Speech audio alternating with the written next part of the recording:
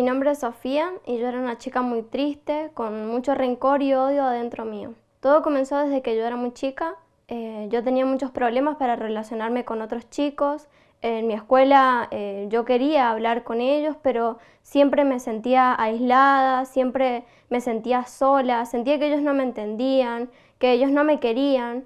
Y en mi casa busqué el refugio también en mis padres, pero ellos nunca tenían tiempo para escucharme, siempre estaban ocupados.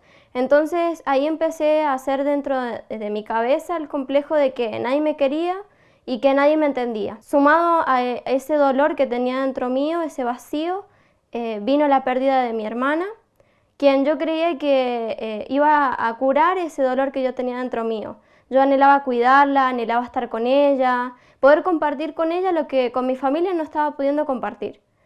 Y con su pérdida, el dolor que yo tenía dentro mío incrementó mucho más.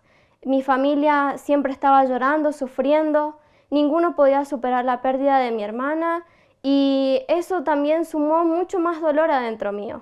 Mi familia, como no me escuchaba, ellos ya no tenían tiempo, siempre estaban tristes, mi mamá con depresión. Entonces yo empecé a salir con amigos, empecé a estar en la calle para ver si eso podía llenar ese dolor que había dejado la pérdida de mi hermana.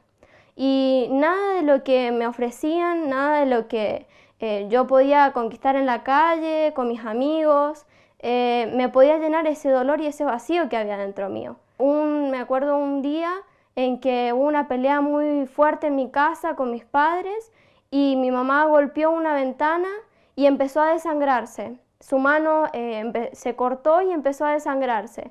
Y yo veía a mi papá gritándole a mi mamá tirada en el piso. Yo agarré a mi mamá, la llevé al hospital y recibí una invitación para acercarme a la iglesia. Cuando yo llegué, yo ya conocía la iglesia, pero nunca la había tomado con la seriedad que uno tiene que tomar las cosas de Dios. Siempre venía, pero no me importaba lo que decían, venía por venir. Hasta que ese día que volví, después de mucho tiempo, yo vine decidida porque ya no quería sufrir la vida que estaba pasando. Entonces cuando yo llegué a la iglesia, yo me entregué por completo.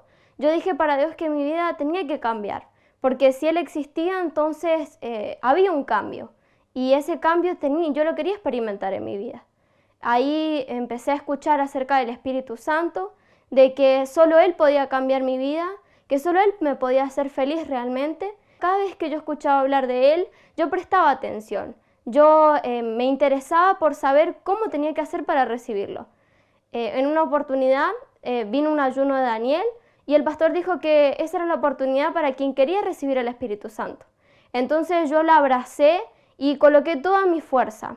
Yo en ese ayuno de Daniel empecé a analizarme qué es lo que tenía que dejar para acercarme a Dios y empecé a abandonar las malas juntas, empecé a abandonar las salidas.